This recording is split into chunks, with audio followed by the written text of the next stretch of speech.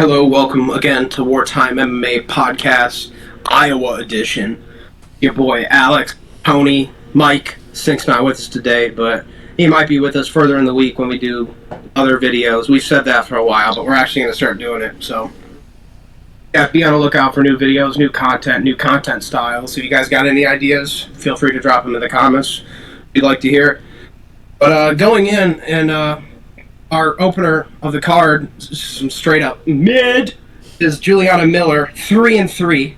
That's a UFC record, 3-3 against Ivana Petrovic.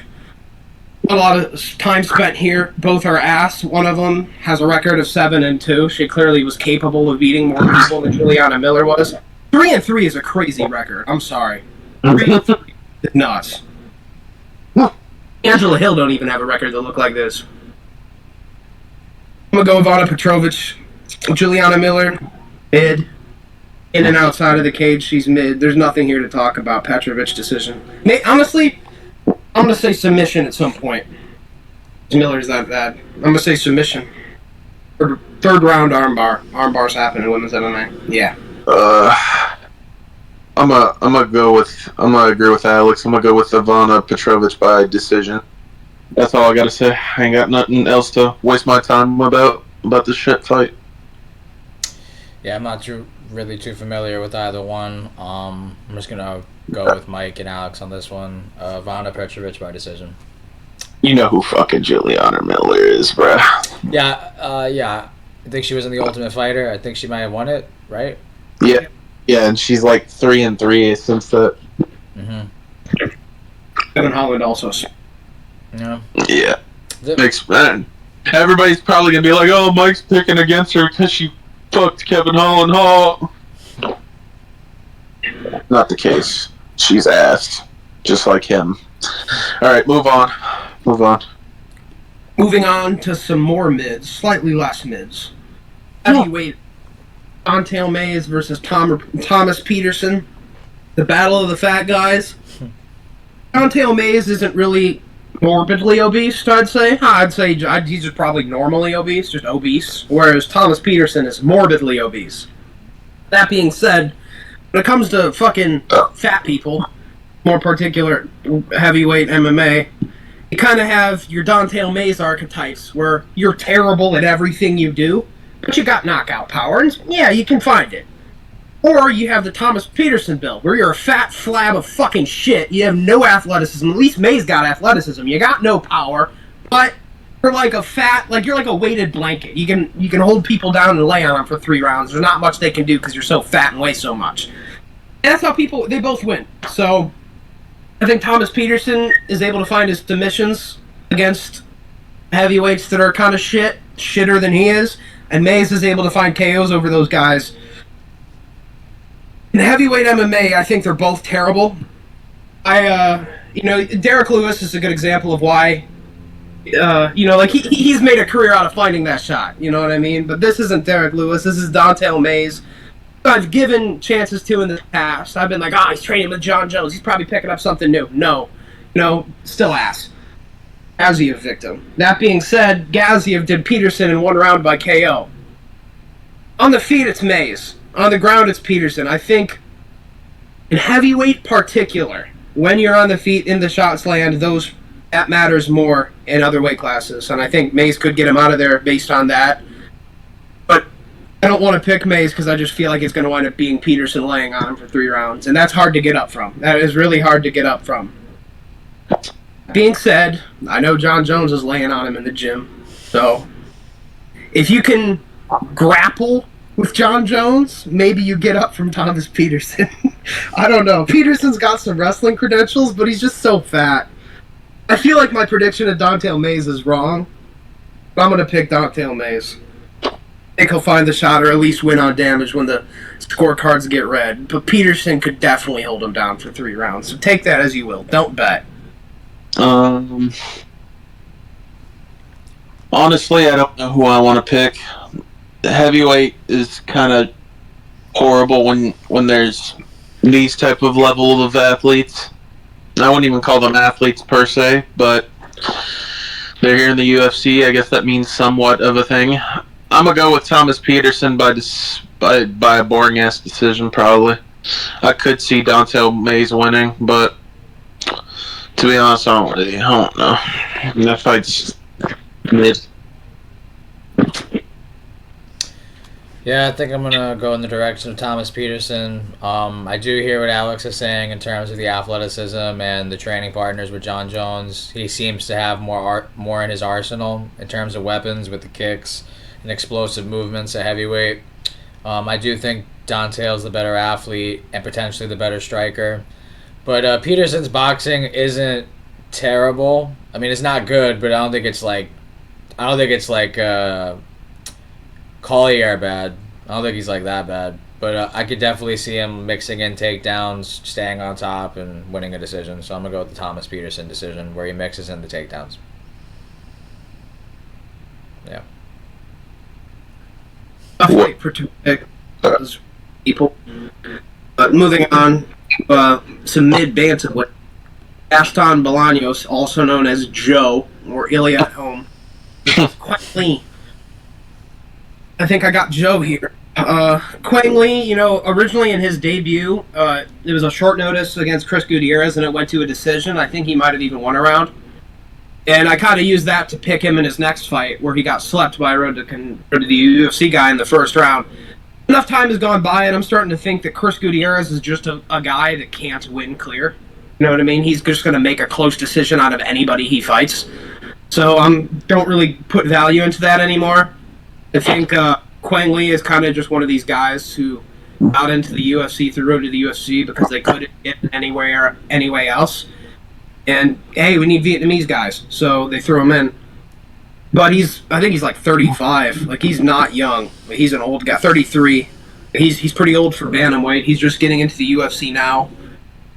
He's not a Hyder Emil case where he, has momentum and is just going to keep they're going to keep giving him fights higher ranked. He lost his debut against Gutierrez, then he lost to a Can. So they're kind of looking for, I think, either one of these guys to get cut if they lose. To be honest, neither one of them have a lot of value. They both represent an interesting part of the world, I guess. Peru and Vietnam. Not a lot of fighters from each of those places, but I think Bolaños has just got more in the tank than Quang Lee has. I don't think Quang Lee. I think he just got lucky by having Gutierrez in his debut, so it looked okay. But I think Bolaños is, even though his record is fucking disgusting to look at, I think he's just well-rounded. He's got more intention behind his shots. I just think these road to UFC guys are kind of ass. So I'm going to go Bolaños. I'm going to say, I could see a TKO, but I want to go decision. I'm going to say Bolaños TKO in the second. Fuck it. I don't know who I'm gonna go with. I'll go with Bolaños. I'll go decision, I think. 29-28.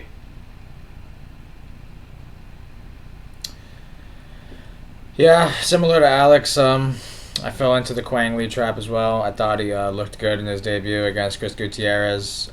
I can't remember if he was on short notice in that fight. I don't remember for sure, but yeah, he went the distance with Gutierrez, and I ended up picking him in his last fight where he would end up getting TKO'd. I think that was on the... Where is that place called? Wow. I forget what it was called. It was a place in China. What was it called? It was Figueiredo Yan main event. Macau. Macau? Yeah. Yeah. Macau. And he lost there as well. Gaston Bolaños isn't a world beater, but Walmart Tapuria's boxing doesn't look bad. Quang Lee, I agree with Alex what he just said. Like, the Chris Gutierrez, he just fights close fights, and that really doesn't hold as much weight as I thought it did in hindsight. Yeah, I'm going to go with a Gaston Bolaños third round TKO. I believed in Quang Lee. He failed me twice. I'm not going to be fooled the third time. But if he wins, credit to him. But I just think Bolaños, like Alex said, has more intensity, more intent to finish in his shots. And his boxing didn't look bad, It didn't look bad from what I saw in some of his fights. So I reckon his boxing looks more technical than the guy who just beat Quang Lee by knockout. So I'm going to go with a third round TKO for Gaston Bolaños. Moving on to some women's MMA. Slightly more entertaining, though, to be honest. This one might be okay by women's MMA standards. Marina Rodriguez versus Jillian Robertson. Kind of a tale of two fights. Somebody that wants to get it on the ground versus somebody that wants to keep it on the feet. I think, that being said, if Marina keeps it on the feet, she does not have a lot of finishes. When it's on the feet, she kind of just wins by decision, taps at range, and uses her longer limbs to win a decision. But Jillian has a higher finish percentage. I feel like when she gets people to the ground, she's kind of one of the few women's fighters that actually fucks people up. Both of the Canadian women, Jazz Devicius as well. And I think when this does go to the ground, there will be more damage had on the side of Jillian Robertson than it would be on Marina's side. I think, Marina might have more strikes landed, but I think when we're talking about damage and who's landing the better strikes, I think it's going to be elbows on top from Jillian. I think Marina is pretty good at defending submissions. She had Dern on top of her for a long time, but Dern wasn't really throwing ground and pound like that. She was kind of just submission hunting. I don't think Jillian is going to submission hunt to anywhere near that level. I think she's more of a girl that wants to get you in mount and beat the fuck out of you rather than armbar hunt, even though she does have that in her game as well. I think it could be like a ground and pound into a submission once like Marina gives it up at trying to get away from the ground and pound, or a ground and pound TKO or a decision. But I think Marina, she's older. We've seen her in these type of fights where she just gets out grappled easily. The Verna Jandiroba fight comes to mind, the Dern fight comes to mind, and she was able to do more about it earlier in her career against like the Derns and stuff when she was younger. But I just feel like at this point in her career, she's 38. She's not really a strong female. She's kind of like thin and wiry. I think Jillian, coming down from flyweight, she's going to be able to land some elbows on mount, and she's going to really beat her up on top. So I'm going to go Jillian. I'm going to say Jillian Robertson by TKO. I'm going to say ground and pound TKO in the third, or maybe even the second, after like a long beat down of couple rounds, like the refs say enough's enough. Just call it Jillian TKO. I'm going to agree with Alex, but I don't know about finish. It's hard to trust women's MMA fights and do a finish at this point. 90% of their fights go to a decision. I'm gonna go with Jillian Robertson by decision. What Alex pretty much said is what I was gonna probably say. Like, what's her fucking name? The Brazilian bitch. Marina Rodriguez. No, who did she fight? Who did she fight in her last fight? She went to a split decision. Tabitha Ricci?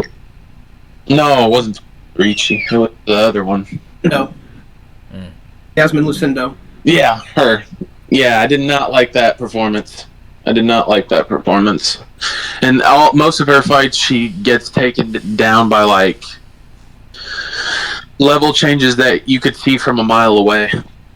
And I do not trust that. No matter how that record is for a women's MMA fighter, Jillian Robertson isn't that bad. I'm going to go with Jillian Robertson by decision here. I got Jillian Robertson. It's just by whether it's a TKO or it's a submission. I think this is a very binary fight. If it stays on the feet, conventional wisdom would tell you Marina Rodriguez has a pretty clear advantage there. But even there, I think Jillian Robertson, I've seen some improvement in her striking. She's not as susceptible to like getting finished on the feet as people would like to think. But she's improving in her range management, trying to find entries on takedowns and things like that. But the second it hits the ground, there's a gap, like very significant. It's worlds apart, the grappling, I think. I'm just torn as to whether it's going to be a ground and pound TKO or it's going to be a submission. I think both are live. I think, as Alex alluded to, though, if she does defend the submissions, and Jillian, I don't think she's just going to keep spamming submissions and failing. I think she'll switch her approach and go towards a ground and pound TKO. So I think I'll go with Alex's prediction. Second round ground and pound TKO where Jillian's able to get takedowns. She's able to get to dominant positions, and she looks like she has these submissions in, but Marina, for whatever reasons, tucking her chin really well, defending the submissions, and Jillian's like, you know what, screw this. I'm not going for subs anymore. I'm going for the TKO, and she gets it. I'm going to go with a late second round ground and pound TKO. Moving on to our fight, a middleweight fight between Azamat Bekaev versus Ryan Loder.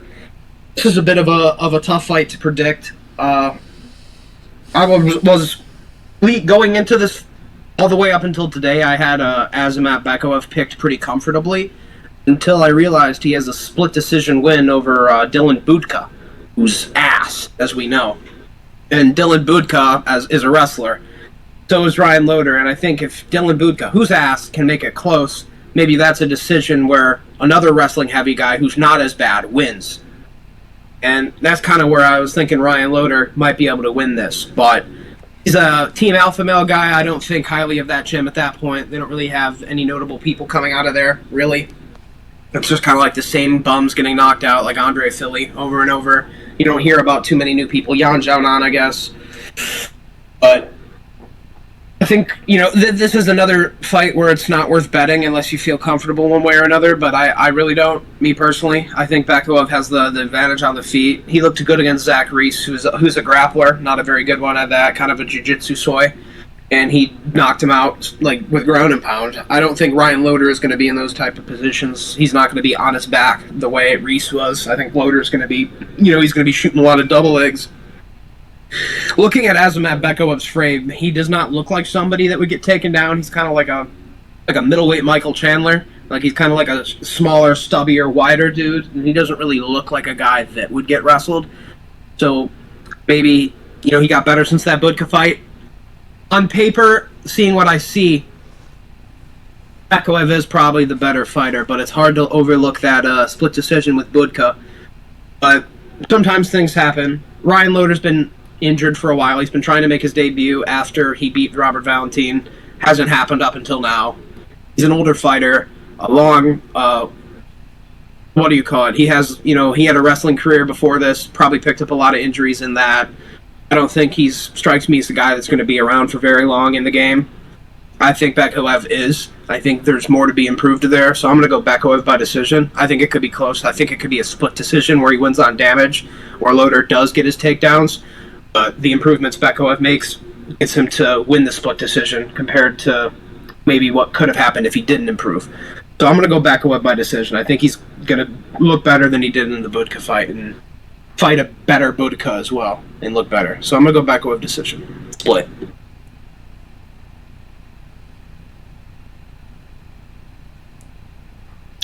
Yeah, I'll piggyback off that. I was tempted to pick Ryan Loder earlier in the week, but as we get closer to the matchup, Bekaev's the younger fighter, and he's got the experience advantage in terms of pro fights. He's 19-3 to Loder 6-1, and I do understand Loder had a wrestling career prior to his MMA professional career, but nonetheless, in the setting of MMA, Bekaev is younger and has more pro fights, which is always a plus to have in your side of the fight.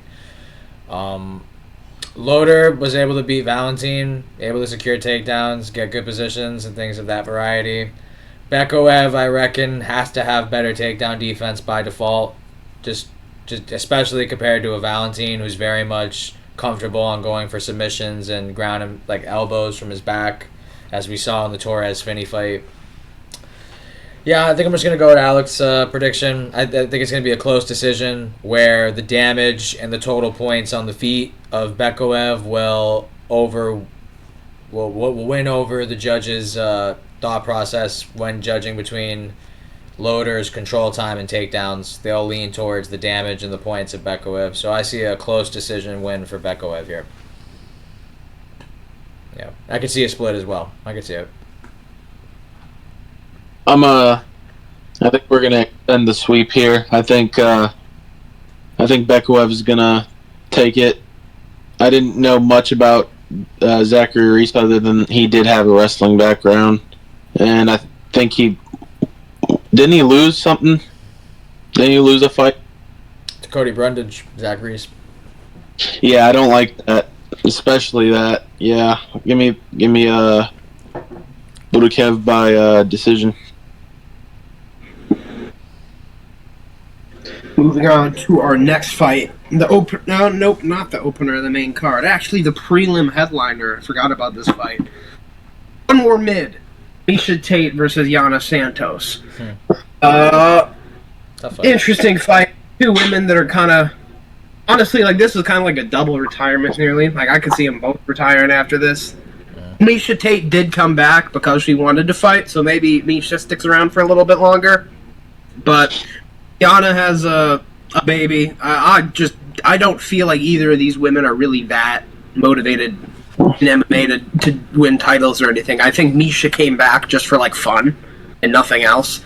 I think Yana's staying around for money. So, and I kind of value coming back out of retirement just for fun, for the sport of it, or the of age. I feel like the same with Thiago goes with the PFL. He's just fighting for a check, not because he's good or wants to anymore. And I think Misha has more motivation to win. I think she's going to probably win by decision. I think she's the better grappler. I think Yana is the better striker. I think Yana's coming off of a win as well. I forgot who she beat. I think she looked okay. Chelsea Chandler, that means nothing to me. All right, yeah, Chelsea Chandler win means nothing to me. But, yeah, I'm going to go Misha Tate. A decision. Heavy. Or winning by grappling, I should say. Yeah, I think Yana can maybe make her close, win around here or there, land the strikes. But I think Misha's going to... the bigger name as well. So if it's close, I feel like they'd lean Misha. So I'm going to go Misha Tate decision. Nothing really to explain about this fight. I'm going to go with Tate as well by decision.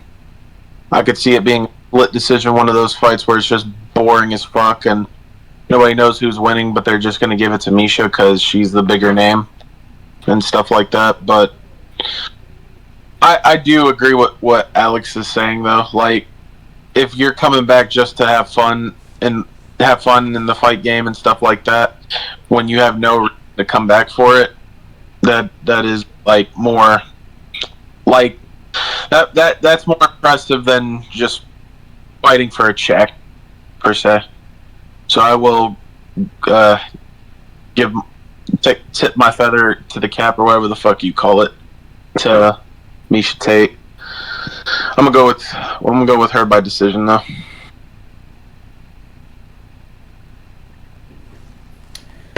Tough fight. I guess I'll go with Misha Tate. The finishing rate in women's fights is very low, as we all know. They're both, somewhat past their primes, I would say. Misha Tate, former champion. Yana Santos, I want to say she's been ranked, for a portion of her career for the most part.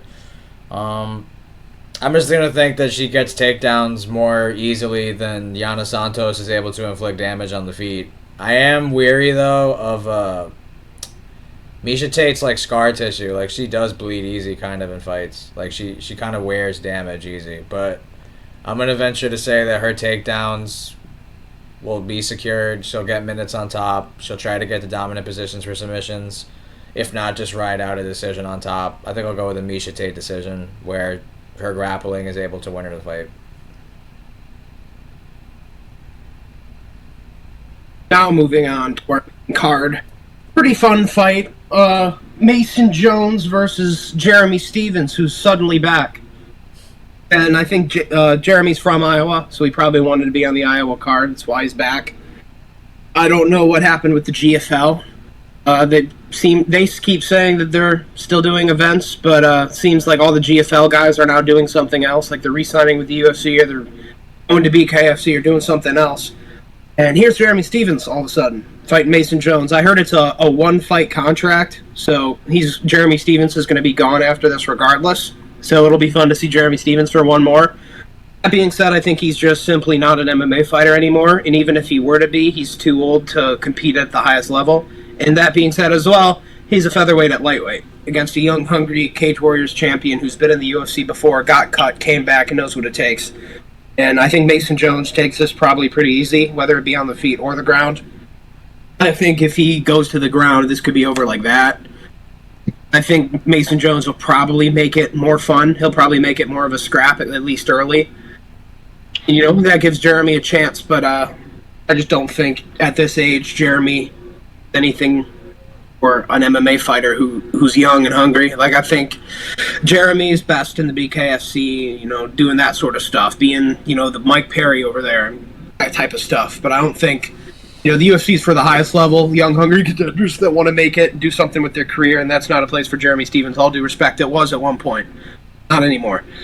And it'll be fun to see him back for one more fight, but I think Mason Jones takes this in whatever way he wants, to be honest. I'm going to say submission, I think he'll probably drop Jeremy Stephens or hurt his leg, where he only has one leg pretty much, and then gets to the ground and he subs him. I'm going to say first round submission at one point after a bit of a scrap, but Mason Jones throws leg kicks, whereas Jeremy's just used to boxing, and we're going to see that. So I think it'll be a bad day to be Jeremy Stephens, unfortunately, but yeah, I don't think it'll be fun as long as it lasts. First round sub me.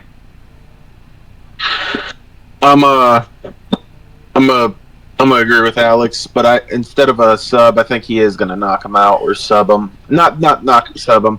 I think he's gonna knock him out or TKO him.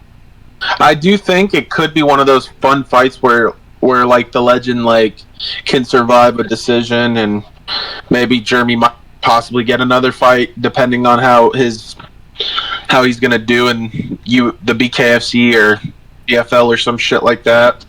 I could see some shit happening where, he's getting the shit beaten out of him, but hey, he's making it into a fun fight, into a decision. But I think he's gonna get finished though. I think I'll go with either a first or late first or early second round TKO. Yeah, I think Mason Jones got this.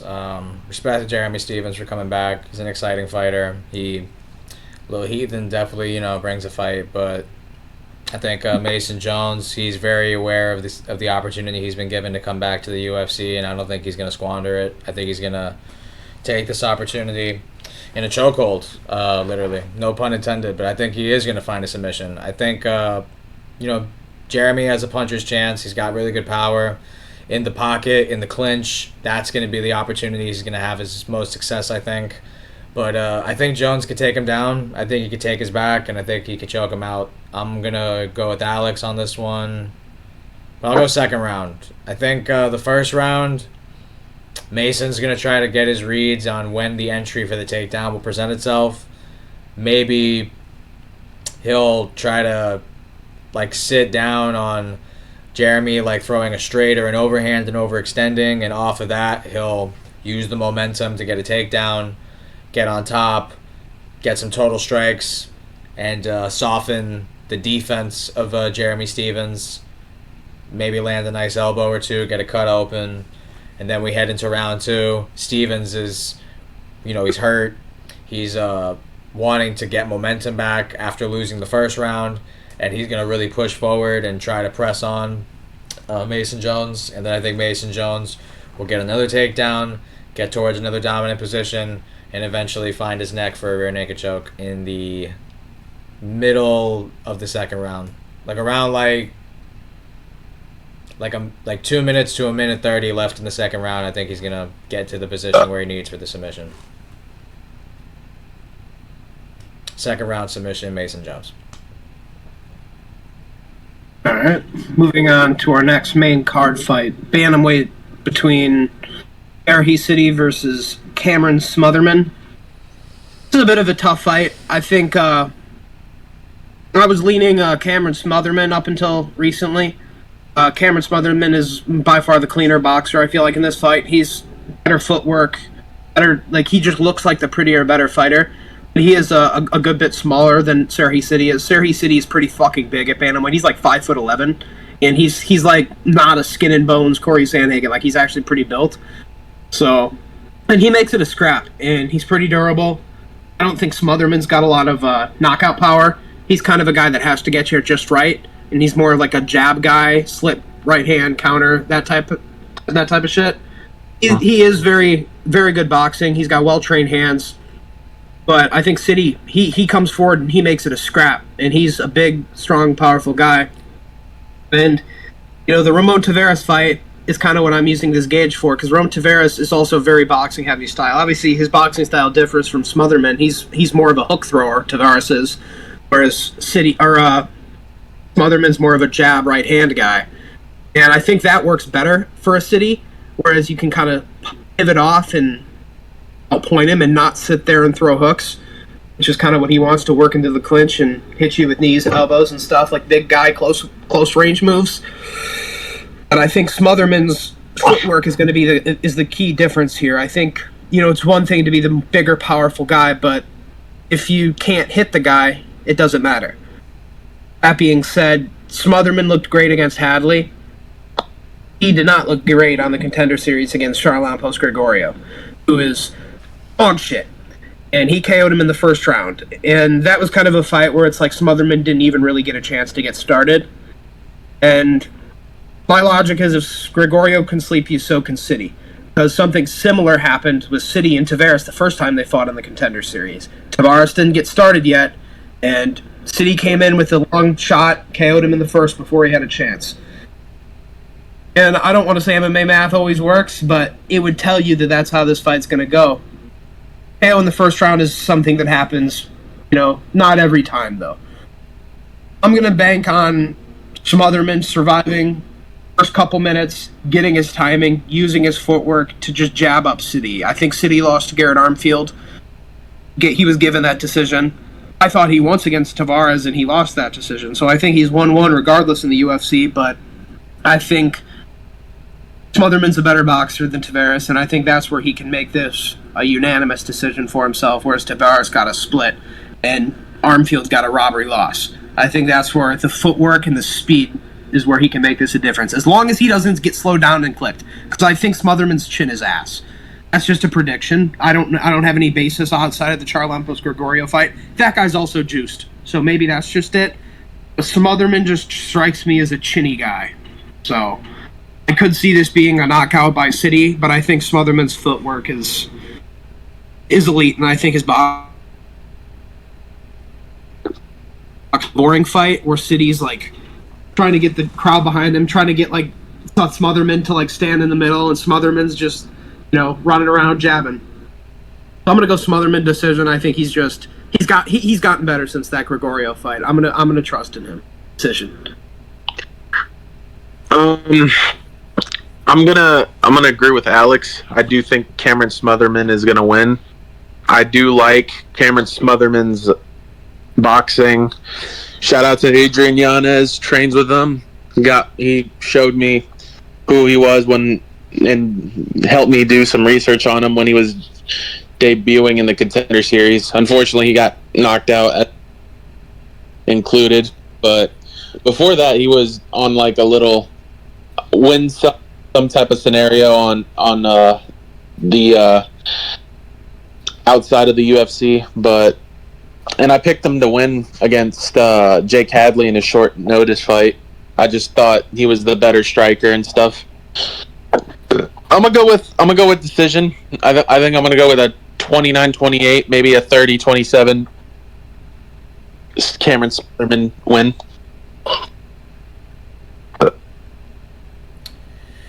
It's a good fight. Should be a really good fight on the feet.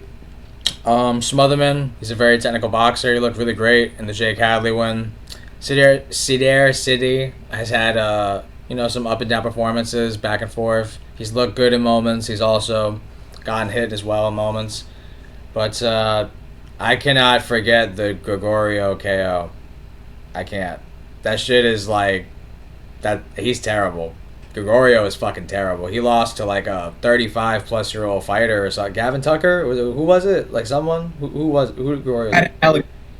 Chad and Hellinger. That's who it was, yeah. Canada needs a bantamweight. Bracatone ain't going to cut it. Sider City is going to be the guy. He's a big bantamweight, just as Alex alluded to.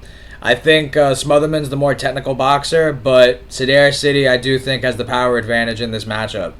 I reckon he has the durability advantage as well. So, for me, Smotherman needs to kind of fight a technical point type of fight. If Sider City's able to get in the pocket, and clinch range, where elbows and knees can come into play, I think he can make this a tough night for Smotherman. I also favor Sadair City in the kicking game. I think if he's able to attack the legs of Smotherman, take away his base and his boxing fundamentals, that's going to take away a lot of his power, his movement, and a lot of what makes Smotherman so good on the feet. I think Sadair's got the kicks, the power, the durability. I think he could fuck around and knock out Smotherman. I don't know if Smotherman can knock out City. I do think Sadair can definitely knock him out, though. I'm torn between a late KO or a decision. But it's in Iowa. We're in front of fans. I think Sadair City's going to play into the moment. I think he's going to understand, like, he's on the main card. I'm going to go with a third-round TKO for Sadair City in a great fight. In a back-and-forth striking matchup between Smotherman's boxing and Sadair's just knees, elbows, kicks, and big shots. Third-round TKO, Sadair City. In a great fight. Yeah, I think if City wins, it will be a fun fight. If Smotherman wins, it'll be more of a point fest, fans are booing sort of fight. Yeah. And I think City's going to be mad as well, because he's a pressure fighter. I think if Smotherman wins, City's going to be like... That's my prediction. If Smotherman does win, I think City's going to be like mad. Yeah, I recommend a lot of like low and body kicks for City. Get the block of Smotherman, hit his arms because he's very boxing heavy. Try to like keep him guarding low and then set up something big high like an overhand or a knee or something. If Smotherman starts fast, I'm gonna live bet City. Yeah. But right now, I'm gonna go Smotherman. Moving on with our next and last bantamweight fight before the main event, Montel Jackson versus Daniel Marcos, which is a pretty sneaky good fight on the card. 17-0 Daniel Marcos, 14-2 Montel Jackson. He's been in the UFC for honestly a good amount of time. He's fought like your Ricky Simones and people of that caliber earlier in his career. He's got a range advantage in this fight by far, and he's actually got the same glove size as Brock Lesnar, which kind of sounds like a lie, but it's been said to me long enough and often enough where I kind of believe it now. That's kind of weird. Yeah. Like in football, there'd always be like a kid that had to have like a helmet specially ordered for them because they had a weird head shape or some shit like that. So maybe it's just kind of that, like a bantamweight with big, freakishly big hands. But I think that helps him with his knockouts. And not to mention, he has that extension of a long reach at bantamweight. And Daniel Marcos might have the prettier record, the undefeated record, but I honestly don't think he's that great. You got to remember when you're a guy coming over from a place like Peru who doesn't have a lot of MMA talent, you also have to wonder who he's been fighting on the regional scene to get here to give us that beautiful 17-0 record. And while he is in the UFC, I've kind of seen him struggle against people where, as if I think he's going to beat Montel Jackson, I think he beats those guys comfortably. I think Yanez is pretty good, but he made that fight razor close. If you're gonna beat Montel Jackson, I think you need to kind of cripple Yanez's leg in 30-27, dominant 29-28 him. John Castaneda's having a moment in the third round where he's rocking him. I don't like that.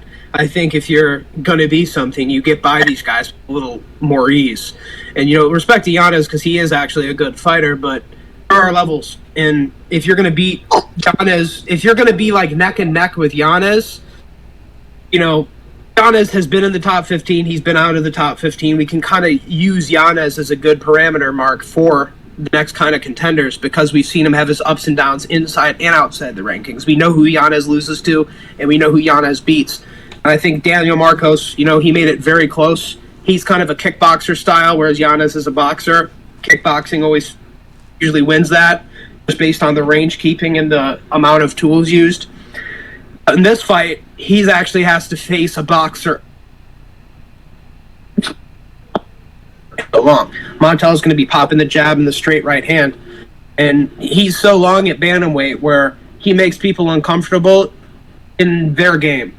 Like Daniel Marcos is a kickboxer. He's going to try to kickbox at kickboxing range, and he's going to get fucking flicked with the jab over and over and over, where this doesn't happen with a guy who's normally sized for bantamweight, like a Yanez. You got Montel, who's tall, lanky, long, and big-ass fucking hands.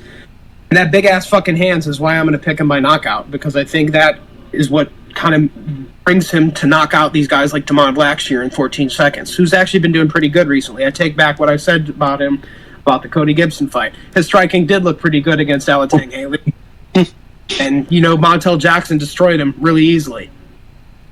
I think this is a fight where Montel Jackson could KO Daniel Marcos. I don't think Daniel Marcos is all that.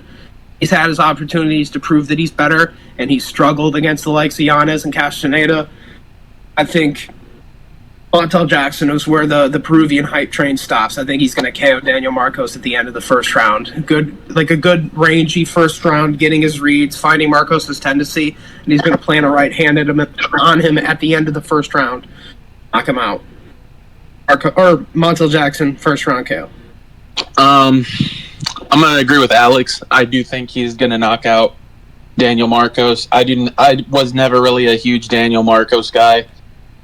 Not because he fought one of the closest, somewhat closest, you could say closest UFC fighters that I know, but I'm picking him because I'm picking against him because I just never was impressed. Like in his debut, wasn't that the Davey Grant fight? His debut was Davey Grant, yeah? What are we talking about? Marcos. Daniel Marcos. Was it Dave? Yeah, and I did not like that performance. I thought Davey Grant was lighting his ass up. Simon Oliveira, I think, was the debut, but I think Davey Grant was his second fight. But yeah. Well, one of those fights was the Davey Grant. I did not like that fight. Davey Grant was lighting his ass up. Yes, to be fair, Davey Grant has been looking impressive. Davey Grant is kind of on this unk status where he's just teaching the young bucks what's up and stuff like that. But if you're getting light up by Davey Grant and you're this hyped up knockout artist who is Peruvian, and I'm going to get to the Yanez fight in a second, you should be steamrolling Davey Grant. Then we're going to get to the Yanez fight. People thought Yanez was going to get knocked out or steamrolled or stuff like that. Yanez made it competitive, arguably could have won. But I saw some moments where if Yanez is wobbling you with that type of shot, I could see Montel Jackson getting the same, if not a quicker stoppage in that. But yeah, I think I'm going to go with a second. I think he's just going to start getting his read on Daniel Marcos in the first round, then he's going to catch Daniel Marcos slacking in the second. And I think Montel Jackson's 33. I think he knows that he needs to pick up the pace or he's going to be falling behind. It's a really good fight for the bantamweight division. Montel Jackson, very tall, very lengthy for the division. He's got good power, got good hands, good boxing. Daniel Marcos, undefeated out of Peru. It's a really compelling fight. I would venture to say the more technical boxing, the power advantage, I guess you would have to go in the direction of a Montel Jackson. He's only lost to Brett Johns and Ricky Simon by decision, so I imagine wrestling was a part of that game plan to beat Montel Jackson. Conventionally, Daniel Marcos doesn't wrestle. He likes to entertain like a kickboxing type of fight. It's a really tough fight, but I'm going to go with the undefeated here. I'm going to go with Daniel Marcos. I think it's hard to kill South American fighters, man. Peruvians, Mexicans, they're just really freaking durable. Bolivians, they're hard to kill. He's never lost, so just on that, I know it's stupid to think like this, but just on the premise that he's never lost, it's hard for me to see him get finished. And I know there's been moments in his career where he's looked susceptible to get finished, like the John Castaneda fight, the Yanez fight. Yanez was having some good moments on the feet as well. I just think Marcos is very durable. I think he's going to implement a very kick-heavy game plan. to the legs and the body of a Montel Jackson. I do understand that he does have a significant reach disadvantage in this matchup, but I think Marcos will find a way to get in the pocket at a range where he can deliver big shots of his own, whether they be hooks, elbows off the break, knees of the body. I think he's going to mix up his strikes to the body, the legs, and the head, whereas Montel Jackson, I fear, is going to headhunt in this fight. He's going to be very boxing heavy. He's going to use the jab to set up a lot of his offense. And I think if Marcos is able to be durable and defensively sound enough, he can close that reach, close that distance, and get at a zone where Montel won't be able to load up with such powerful strikes with his boxing. So I'm actually going to go with a Daniel Marcos decision. I'm tempted for a late third round TKO. I do think he is going to attack the body and the legs of Montel Jackson and slow him down. And when he does attack the head, I think there'll be like elbows off the break in the clinch and things of that variety. I'd like to see Marcos mix in some takedowns, even though I know it's not his game conventionally. I just want to see him attempt it, see if he'd mix it up. If not takedowns, maybe mix in the clinch. But I'm going to go with the Daniel Marcos decision, where he remains undefeated and he's able to land strikes in the clinch and overall damage on Montel Jackson.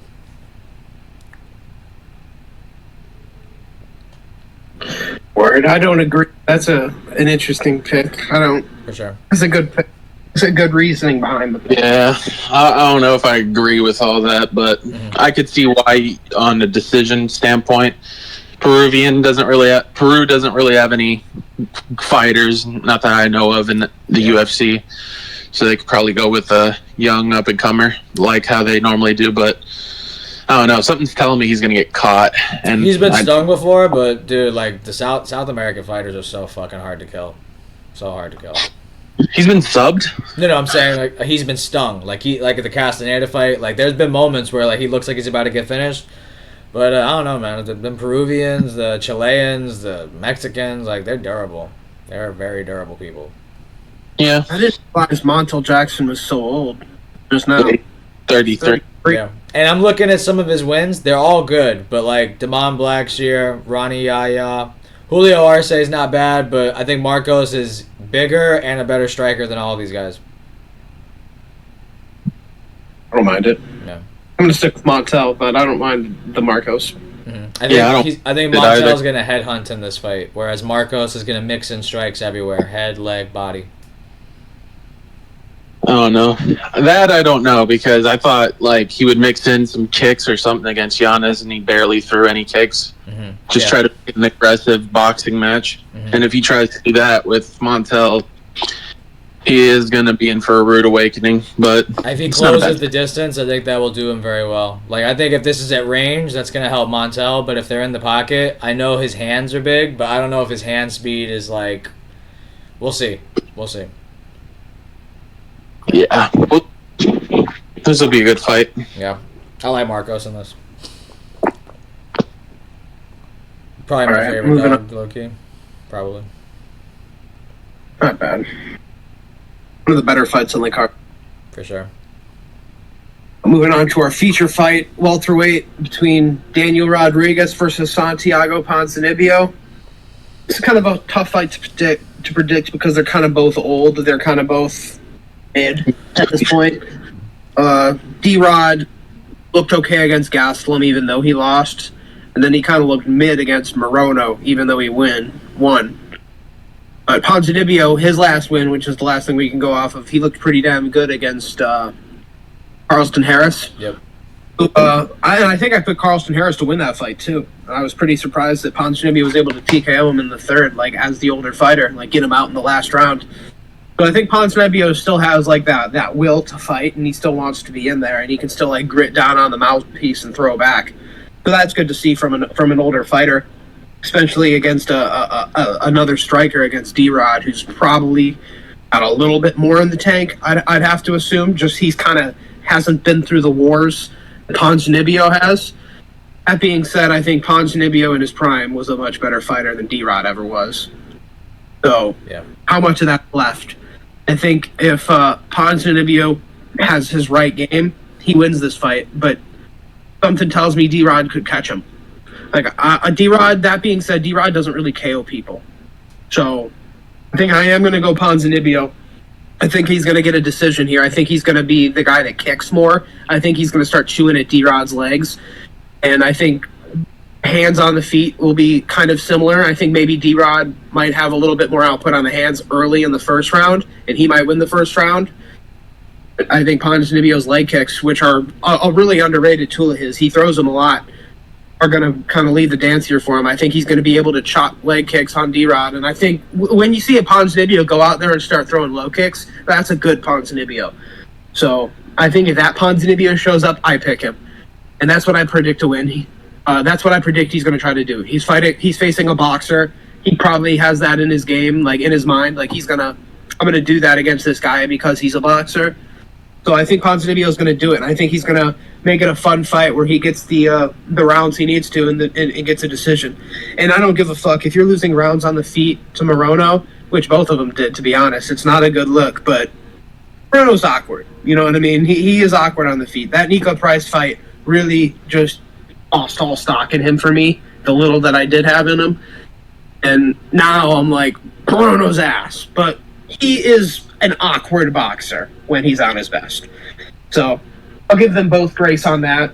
Who do I think is better when they show up on their best? Ponzinibbio. And I think Ponzinibbio is going to show up better than D-Rod will. I'm just going to say that because I think deep down he is the better fighter and he's got more tools. So I'm going to say Ponzinibbio decision, 29-28.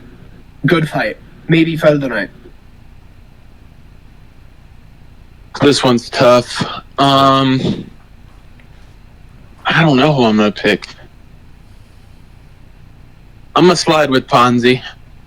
Although I could see him getting caught for something, but like Alex alluded to, Daniel Rodriguez don't really knock people out. He's just like more of a swinging banger and shit like that.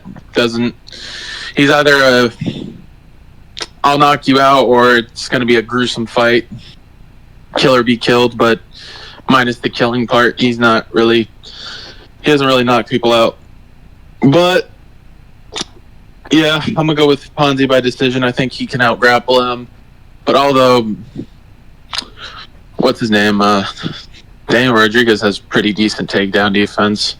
I'm going to go with, I'll stick with decision. I think he's just going to, I don't know. Something's telling me he's just going to outclass him. I could see him getting knocked out, though, for some weird reason. Tough fight. I agree completely with Alex. In their prime, Santiago would KO D-Rod. In their prime, he'd KO him. But they're both old. I also do agree with Alex said. There's less tread on the tires of a Daniel Rodriguez. Even though he is older, he's got less pro fights and less overall damage sustained compared to a Ponzinibbio. I think the main selling point for Ponzinibbio in this fight is the calf kick. If he's not getting the calf kick going, I venture to say D-Rod's the better boxer right now in this point in their career. I do think Ponzinibbio probably punch for punch does hit harder than D-Rod. So I think power and more versatility in the strikes are Ponzinibbio as well as experience. D-Rod, he's losing to like Ian Gary, Kelvin Gastelum. That Kelvin Gastelum loss I did not like, but it is what it is. It's a tough fight. I'm gonna go with D-Rod just because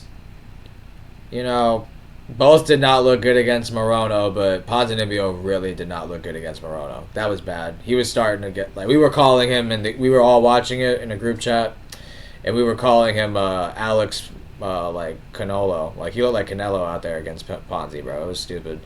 I understand he does have an awkward style. D-Rod struggled with it too, but I feel like if the calf kick ain't going for Ponzi, punch for punch, technical wise, I think D-Rod's a better boxer. I'm gonna go with the D-Rod decision. I just think he's got less damage sustained, and if it's a boxing match, I'm gonna lean his direction. So.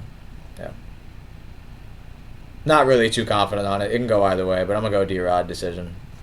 I don't really like D-Rod. I like Ponzinibbio more, but I just didn't like even the Carlston Harris win, where he got the finish. I want to say he was down at least like two. I thought Carlston Harris was winning the fight. I could be wrong, but I thought Harris was winning up to that point before he got knocked out. I think he was. I think he got the first two. Yeah, I think he was up 2-0. Like, and I had him in a parlay, and I just needed him to hold out, and he couldn't even fucking do that. So, we'll see.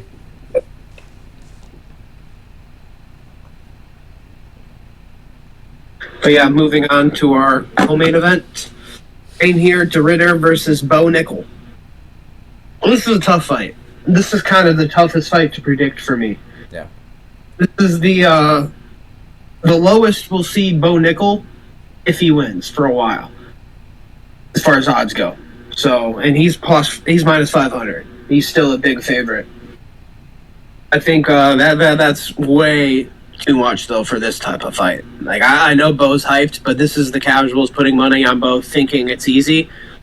It's 50-50. I'm telling you, it's almost 50-50. So I think in this type of fight, it is worth it to put money on Rainier because he's such a dog. People are just putting stupid money on Bo Nickel. I think Bo Nickel, he has... I forgot who said this. I think it was Lucas Tracy. So shout out to him. I watched his video earlier. But if you're a champion, like a Khabib, or somebody who might be a champion, somebody who's a dominant wrestler, Hamzat, Islam, if somebody says, oh, it's Paul Craig, we're not going to shut down their wrestling. Paul Craig is Paul Craig. You know what I mean? Hamzat would go out there and fucking dunk him on his head and maul him on the ground.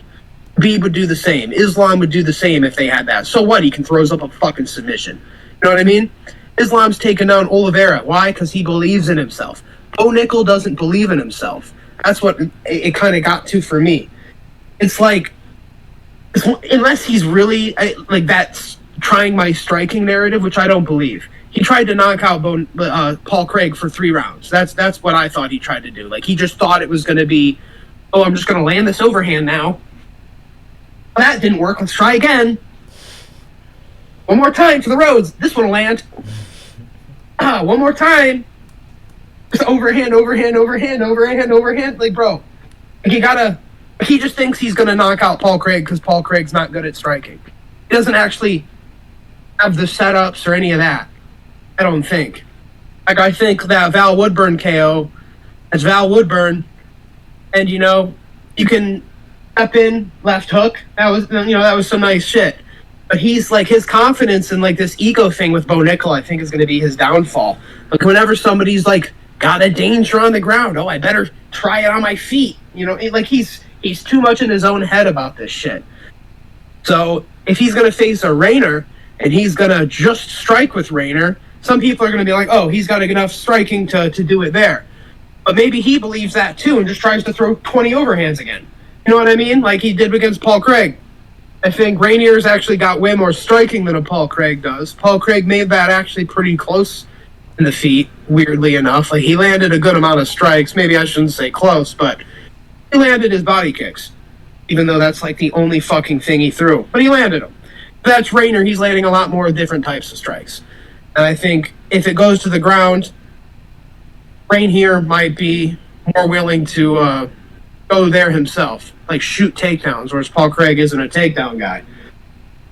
Rainier DeRitter's got, even though he's kind of like a hobbly-wobbly guy on the feet, he does have some striking ability. He has more on the feet than Paul Craig does. And if Paul Craig can make it close with you on the feet and make you look like a bum on the feet when I thought you were Onello, you know what I mean, after the Val Woodburn fight, like, I no longer think that after Paul Craig. I think Rainier DeRitter's got enough tools that can kind of put him in his place on the feet. And when it does go to the ground, I think Bo Nickel's just going to be laying praying. And I don't think Rainier is really a guy that's just going to get held down easily, to be honest. Like, I think Bo Nickel is going to definitely try to do that, or he should. But I think Rainier has got, enough attacks to at least threaten to get out of certain positions and make things not as bad as Bo Nickel wants them to be for Rainier. And I think that's going to lead Rainier to winning a decision. I think Rainier's going to fraud check Bo Nickel in Iowa. And I think Iowa, that's where all the, it's got like a big wrestling fan base. I think this is their moment for Bo Nickel to kind of come in and win. And I don't think that'll happen. I think Rainier might even sub him. I think Bo Nickel is riding on a lot of ego. I think he's a great wrestler.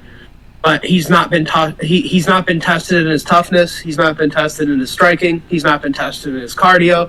He hasn't been tested in his jiu-jitsu. He's fought nothing but bums. The best guy he's fought up to this point by far was Paul Craig. Second best, way best by far, is Cody Brundage. Those are the two guys on his record that are really good. You know what I mean? These are bottom feeders in the UFC, minus Paul Craig, who's gotten away with having decent jiu-jitsu, or good jiu-jitsu, I should say, forever. And that's his only attribute. And that's the guy you're shitting your pants about going to the ground. Reinier de Ridder is a lot more dangerous of an MMA grappler than Paul Craig is. Paul Craig has an arm bar and a triangle. You watch out for those. You don't sit in his fucking guard, you'll be okay. Reinier, on the other hand, has a lot more different abilities. He's got more takedowns. He's got more sweeps. He's got more trips. He is actually a more well-off MMA grappler.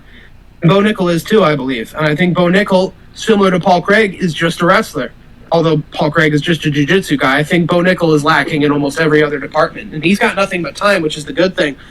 I think Reinier is the guy that shows him where the levels are at. I think the grappling, it won't be to the liking of Bo Nickel the way it should be, or the way he feels it should be for him. He's thinking, I should just dominate this guy. And if it starts not happening, who knows what happens? I think the ego gets to him. I think that Paul Craig fight kind of shows it. He didn't want to go to the grappling, in my opinion, because he didn't believe in himself. Then the striking just didn't work, and he just didn't change it up. He just kept throwing overhands. He had no idea to throw a calf kick. Maybe step low, show your right shoulder, come with a left hook. There's no setups. Overhand, overhand, overhand, overhand, overhand. Paul Craig's ass, I should knock him out. Going to be the same thing here, I think. Reinier de Ridder's sloppy and boppy. He's terrible on the feet. Like, how many times has this happened with Trickus? Oh, he's terrible. He has no head movement. And then he just walks him the fuck down.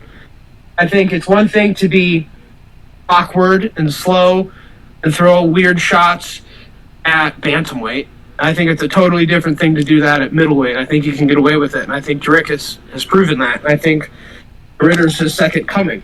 I think de Ridder's they both got that Dutch ancestry. He's like his long-lost cousin. They're like four cousins. He's like his fourth cousin down the line. So, yeah, I think they got that wobbly-bobbly, cobbly-bobbly style to win.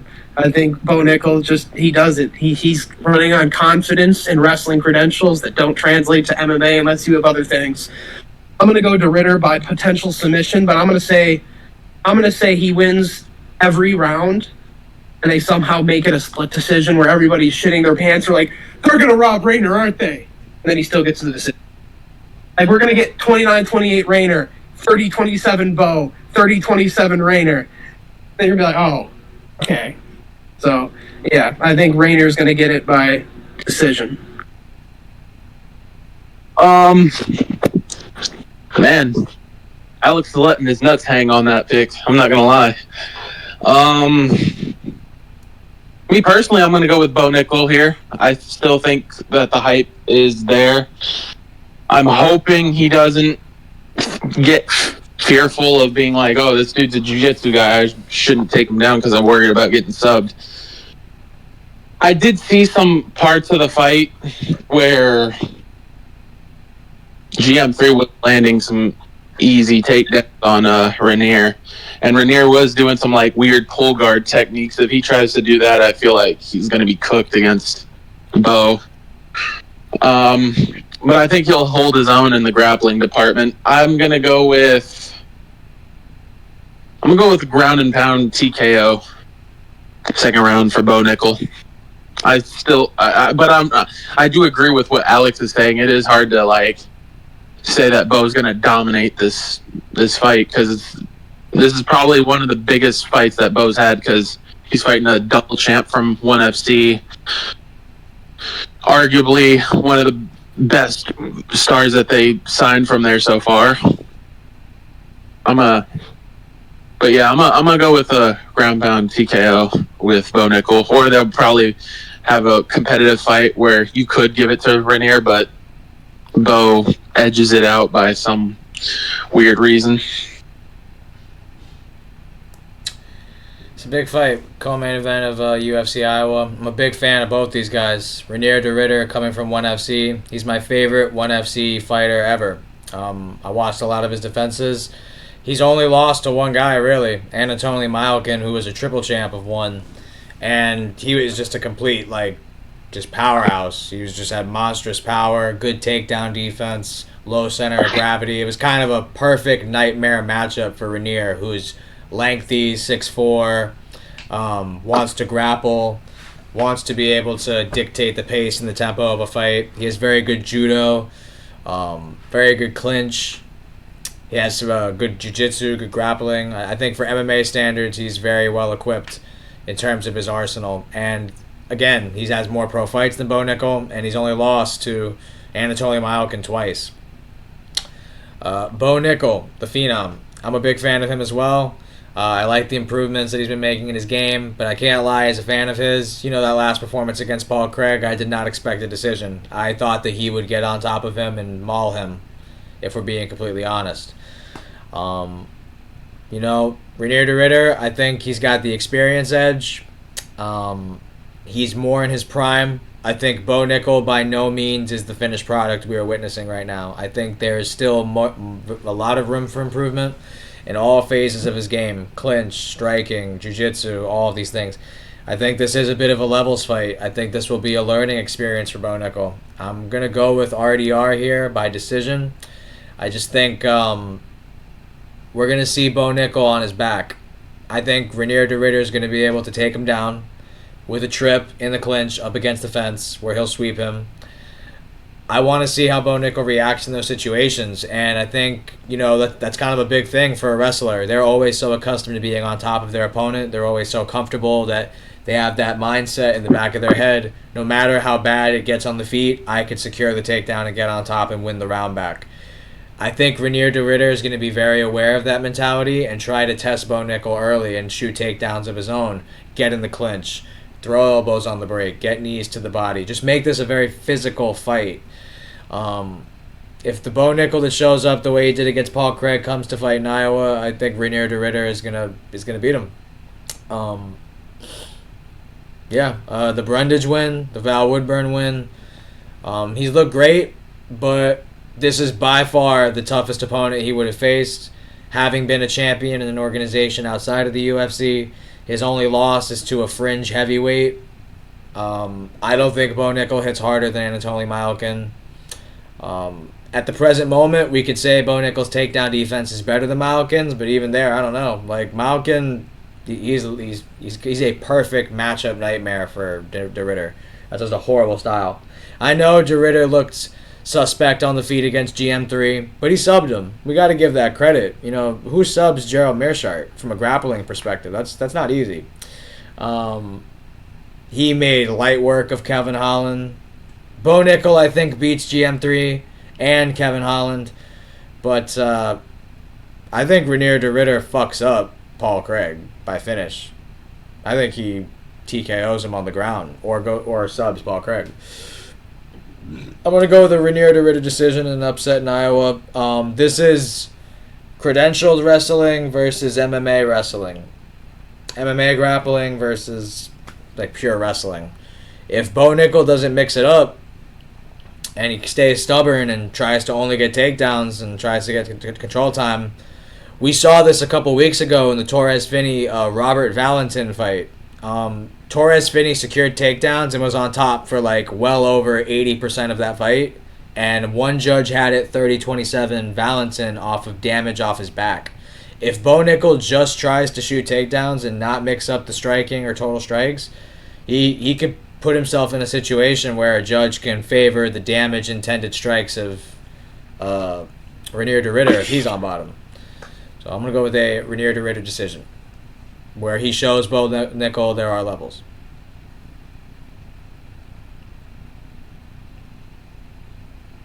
Word. I didn't find a pick. I was on the phone with my brother. You good? Who did Mike pick? Mike picked Bo Nickel. Okay. Grounded by TKO in the second, I believe. Word. I think that's what he said, yeah. All right. Moving on to our main event of the evening between bantamweight contenders Davison Figueiredo and Corey Sandhagen. It's a tough fight. I think the odds are definitely really disrespecting Figueiredo. I do agree that Corey Sandhagen wins. I do not think Sandhagen's a plus 355 or whatever the fuck he is. I think that's a little insane. I think Figueiredo will drop him at some point. And I think I've been, making the rounds on MMA YouTube. It seems like most people agree with that sentiment as well, that he gets dropped in the first round or second round. I think Figueiredo is probably going to find the shot early at some point, but I don't think Sandhagen's going to get knocked out. I think Sandhagen's actually got a pretty good shin for bantamweight. I've seen him get hit with some real shit by Jan and other people, and he eats it and he keeps going. I think Sandhagen's going to be able to keep a high volume on Figueiredo. He does pretty well against shorter fighters, and he's the longer fighter usually as well. In this case, is no different. I think he'll be able to pepper Figueiredo at range with kicks and jabs and stuff like that. And when Figueiredo does close the distance, I could see him starting to use elbows, kind of like he did against the Song fight. Against Song in that fight, I should say. But I think Figueiredo, he's kind of like sits back on the back foot and looks for his big shot. Like he does pressure sometimes, but I feel like he doesn't pressure as much as he should. Kind of more of pressures after he hits somebody. Like he'll hit somebody and then start pressuring them. He won't just pressure naturally. And I think that could be something that would help him against Corey Sandhagen when he kind of pressures more and doesn't let Sandhagen get off the volume at range where Figueiredo can't hit him. If Sandhagen's going to hit you, you want to be able to be in range where you can have a bigger caliber gun and hit him with something harder and eventually knock him down or hurt him bigger than he hits you. That being said, I don't think the grappling is going to matter too much here. I don't think Figueiredo is going to submit Sandhagen. I think Sandhagen's kind of patched that hole in his game ever since Aljo. I think, against the shorter fighter, the knees are going to be there as well. I think he'll probably, he'll throw a flying knee into like Figueiredo's like sternum or something. He always throws a flying knee that like doesn't land or like lands to the body or something like that. I could see that happening. I could see this actually being kind of a fun fight, to be honest, where Sandhagen kind of peppers, but he kind of steps in with more shots because Figueiredo's a smaller fighter. He feels like he can hit him with elbows and stuff like that, and that'll give Figueiredo more shots to land his own big shots.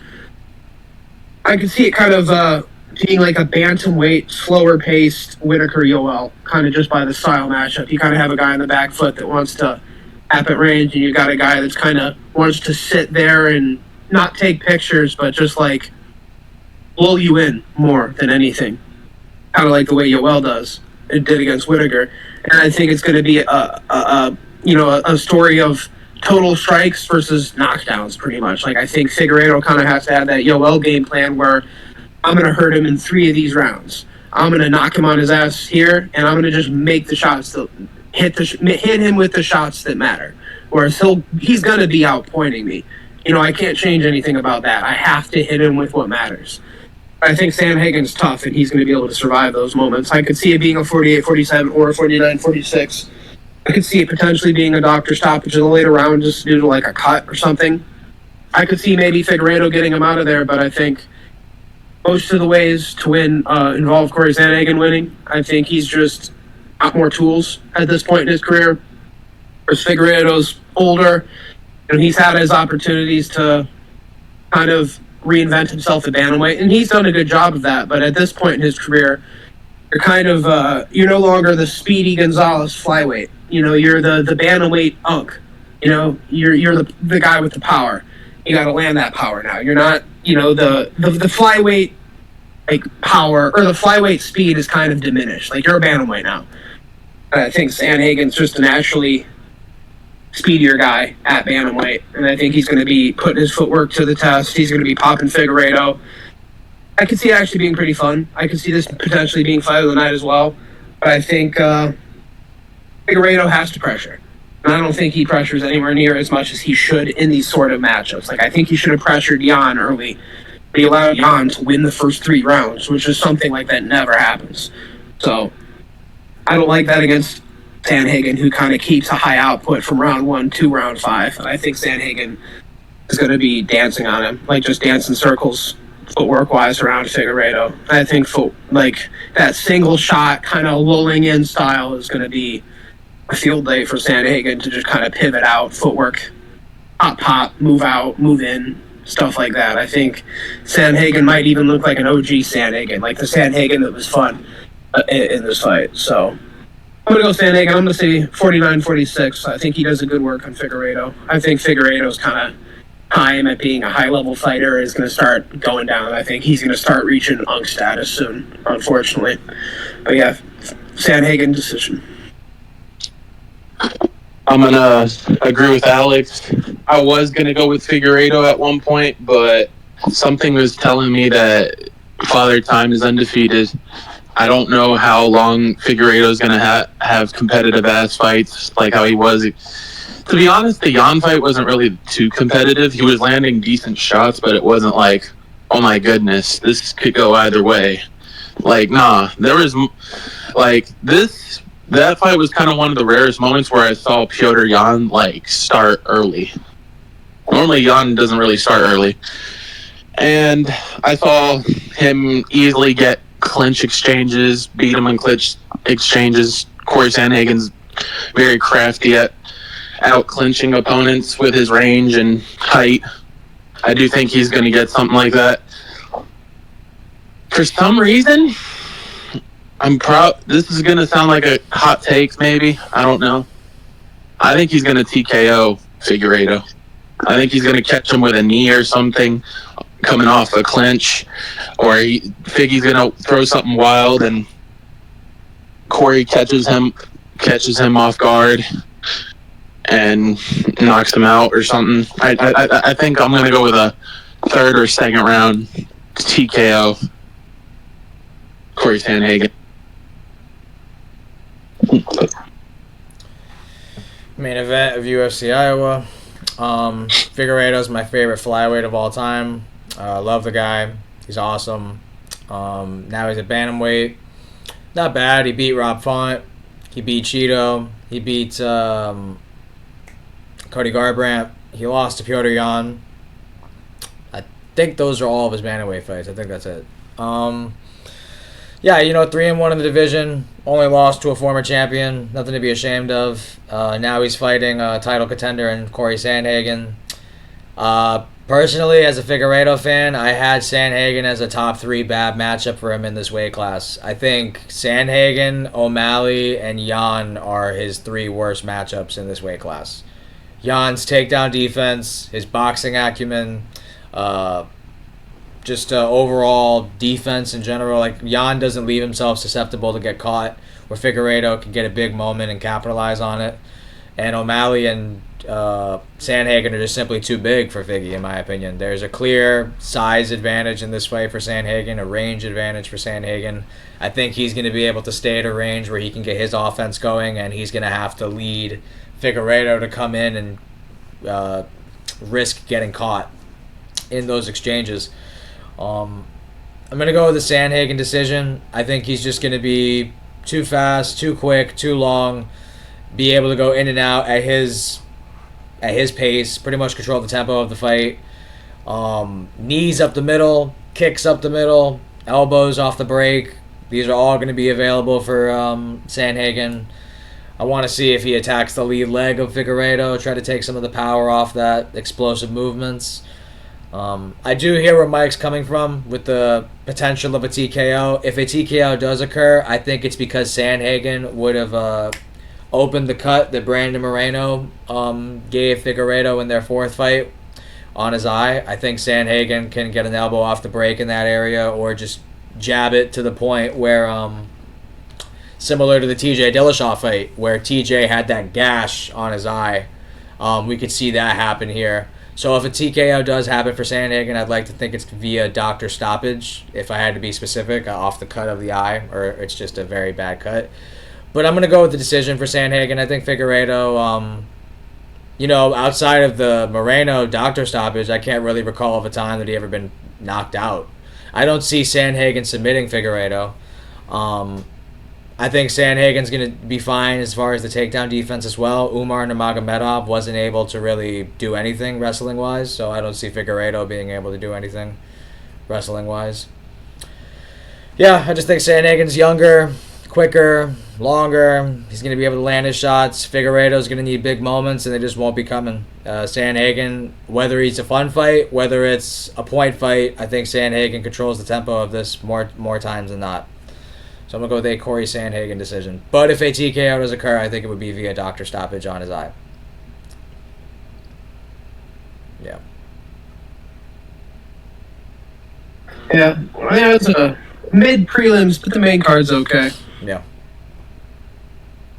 Good main event. I am excited for Figueiredo, Sandhagen. I think Sandhagen can be exciting again in this fight. Main event's a good fight, but the co-main event is very important for the stake of the division, I think. Yeah, those are two really good fights, the main and the co-main. Mm-hmm. Very good. Yeah. Very much excited for both of them. I like the Marcos Montel fight. That should be very good. And those are the three best fights on the card, by far. Ponzinibbio, D-Rod's pretty fun, too, I think. I think it'll be fun. For sure. Unless they both just stand at range and stare at each other, which, could happen. Yeah. Yeah. That will conclude our predictions for UFC Iowa Sandhagen versus Figueiredo. Thank y'all for joining us. We will have indigestion is what we'll have. But we will have more content this week later on. And stay tuned. We're actually going to start dropping other shit. So see y'all later. Peace.